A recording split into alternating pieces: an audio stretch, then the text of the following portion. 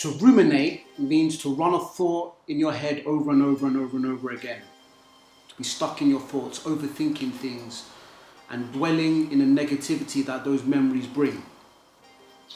And this is something that I found myself doing really from year 6, maybe even earlier.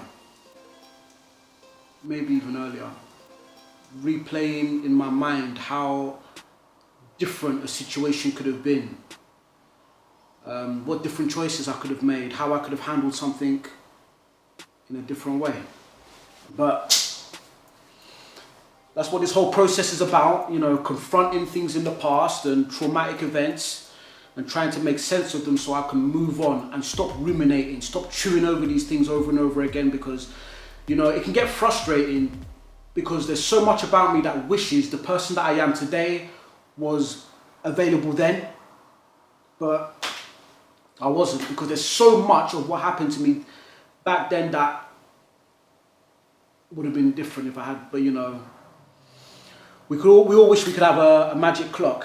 But yeah, so the year is now 2000, and after everything that had happened in my primary school, after we just moved to this new area of Thamesmead, I couldn't wait just to get back into school and to start afresh. I wasn't enjoying life at home.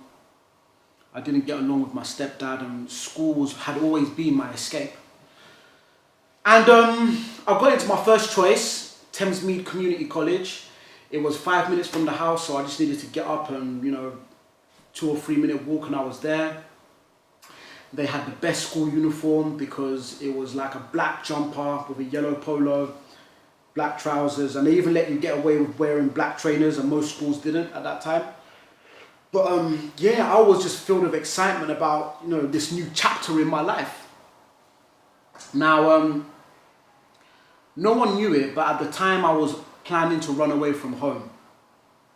I looked in the phone book and I'd found that there was someone in Peckham that had the same surname as me, so I knew that they had to be related to us. So I had their address, and one day I was going to run away from home and go and find these relatives, and that would get me a step closer to finding my dad. And then I remember the day that I ran away, I don't know what made me do it. All of a sudden I just decided now is the time to go, and I was gone. And I managed to find my way to Peckham with no money, just walking around asking people for directions. And I actually came across a bouncer that was working outside of a club, and I asked him, do you know where the Wentworth Crescent Estates is? And he didn't have a clue. He said he doesn't know where I'm talking about, but he said, hey, hold on, before you go. He went into his pocket and he gives me a guest pass for Spearmint Rhinos, and he goes, put that in your daddy's wallet, he will thank you for it. And I remember thinking that, wow, this must be a sign from God, because he didn't know I was looking for my dad, so why would he give me that card, And I remember I kept it and I said, yeah, when I find my dad, I'm going to give him this card and he's going to be happy. But anyway, I was still walking around Peckham trying to find my way to this estate, and a woman came up and really helped me to find the directions, but she was really worried about me because I remember the first thing she said was like, where are you from? What school do you go to? What uniform is that? Because obviously, my school uniform, it was clear that I wasn't from Peckham or I didn't go to any of the schools around there. It was like 8, 9 o'clock at night by now, and I'm by myself. I'm 12 years old, or 11. I hadn't turned 12 yet, so I was 11 years old. So she was just worried about me, and clearly my story didn't make sense, but she helped me find the estate that I was looking for, and told me to be careful because Damilola Taylor had just been stabbed, and he lived like round the corner from where I was. So anyway, I got to my relative's house, we reconnected, they called my mum picked me up, and my dad wasn't there, but yeah, I found out then that he was in Nigeria, and but yeah, the whole incident didn't get me any closer to getting back in contact with him. But I think it was the first sign that my mum really should have picked up on, that his absence was really having an effect on me. And I never liked going home after school. If there was ever a reason to waste time or to hang around and do something else, I'd always do it. And I remember this day not being much different to any other. I was walking back home from school with a friend.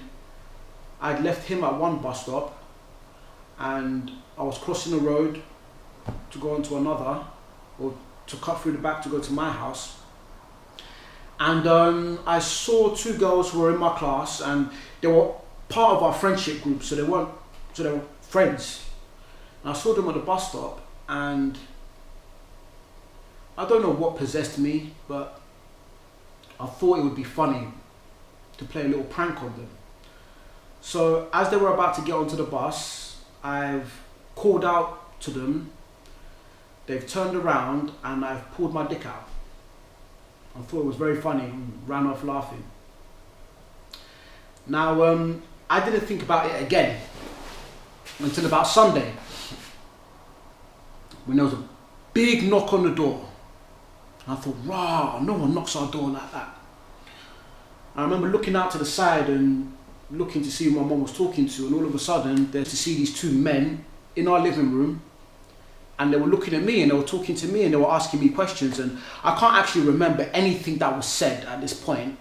I just remember being put in handcuffs and thinking this was the coolest thing ever, that I was being walked on the landing with the police in handcuffs like that.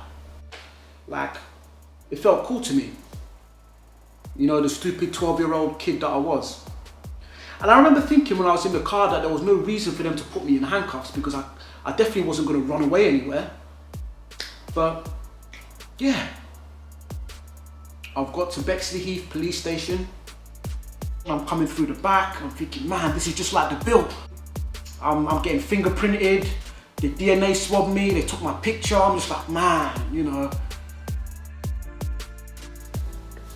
We couldn't afford a lawyer, so we got one of those duty, what do they call them? Duty aid, legal aid, or duty, I can't even remember what they call it, but basically a free solicitor. I met with him and he advised me to say no comment to every question in the interview. I remember him coaching me and saying that even if you feel like the questioning is getting really tough, just put your hand over your mouth. So the interview starts. I say my name, and say no comment. According to the police, I had chased these two girls. I've turned to one of them and dangled my penis, pinned one of them up against the wall until a passerby had to separate us. Subsequently, I've left several messages on one of their phone, and that I can be heard saying, "You're a fucking tramp. I'm going to wank over you. You're a fucking tramp. I'm going to kill you." That the suspect has been excluded from primary school for similar offences. I suspect from hearing the messages that the suspect has some kind of mental problem, as most of what he can be heard saying is incoherent.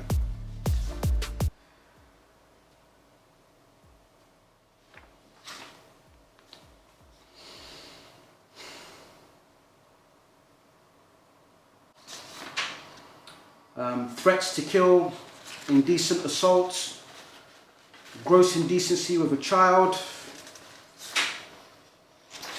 and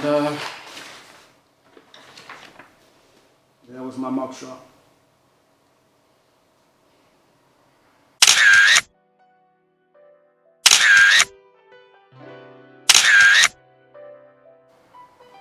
Yeah, 12 years old.